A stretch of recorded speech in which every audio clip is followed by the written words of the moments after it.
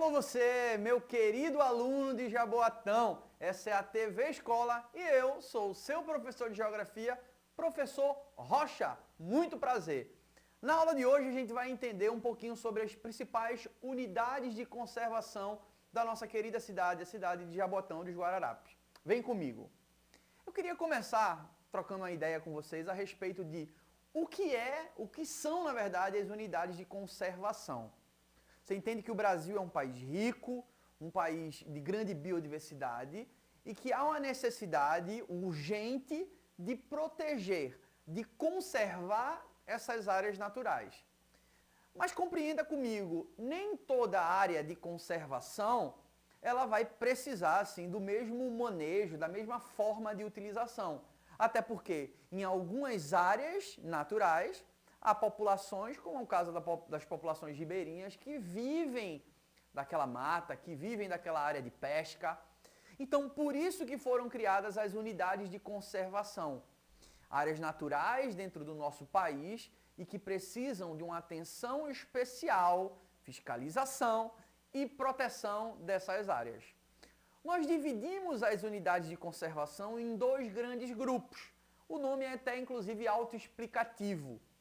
As unidades de conservação de proteção integral, como o próprio nome já diz ali, você tem restrição em relação a algumas atividades. Elas se concentram mais ali em questão de pesquisa ou algo desse tipo. Então você não pode, de repente, extrair algo legalmente de uma área de unidade de conservação de proteção integral. Já o outro grupo, nós temos as unidades de conservação de uso sustentável. O que seria algo sustentável? É algo que você consiga utilizar sem destruir, sem degradar. Então imagina que uma vila de pescadores, ela ali está perto de uma área de estuário, de manguezal, ela precisa retirar o seu sustento dali e mais do que ninguém, elas vão precisar que aquela área seja protegida, porque é dali que vai vir ali os seus proventos, o seu sustento.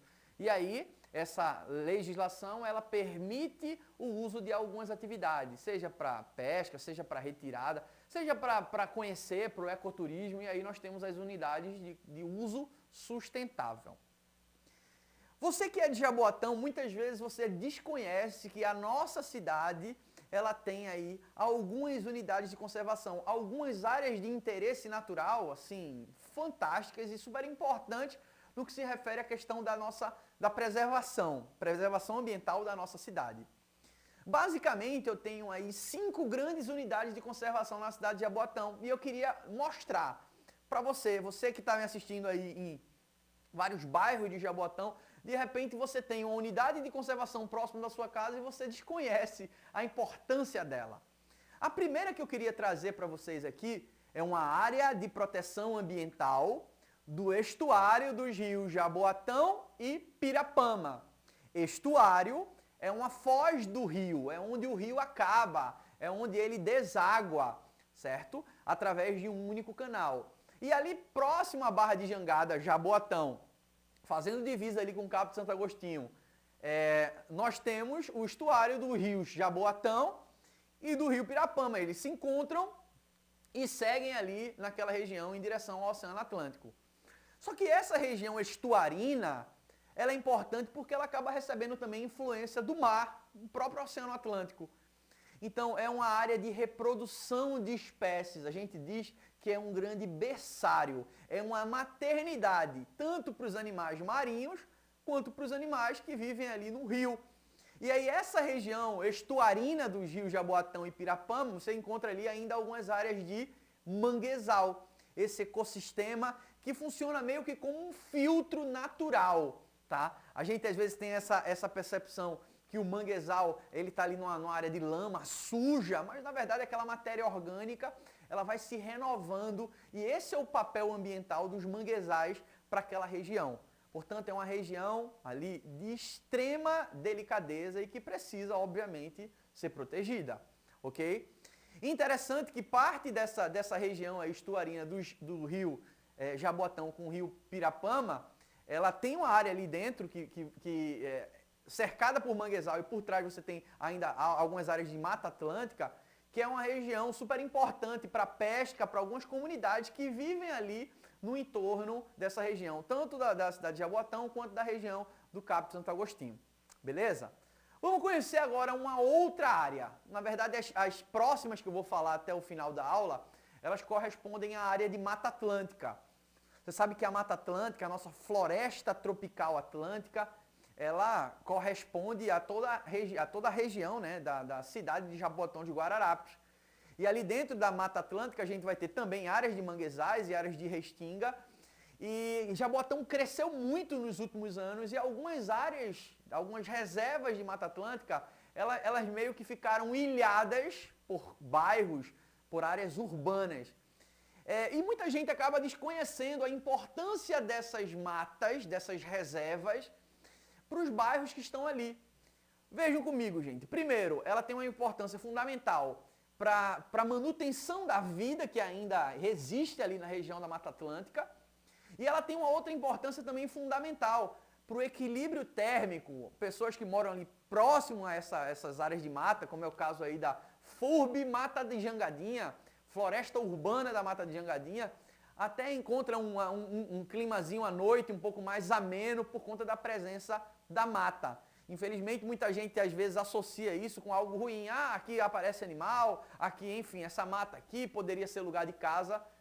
Mas ali tem uma importância fundamental, que está ali nas regiões do bairro do Curado e de Cavaleiro. E qual é essa importância? É que praticamente em toda a mata, principalmente em áreas urbanas, ali vai se desenvolver áreas de várias nascentes. Então muitos rios vão acabar nascendo naquela região, inclusive parte desses rios podem ser até utilizados para o abastecimento da própria população. Então conservar essa mata, conservar a mata que está próxima ao rio também, é de fundamental importância para a própria manutenção do rio. Então não esquece disso. É como se houvesse uma relação ali de troca. A mata protege o rio e o rio depende da mata. E a população que vive no entorno precisa dos dois, tanto da mata quanto do próprio rio. Certo?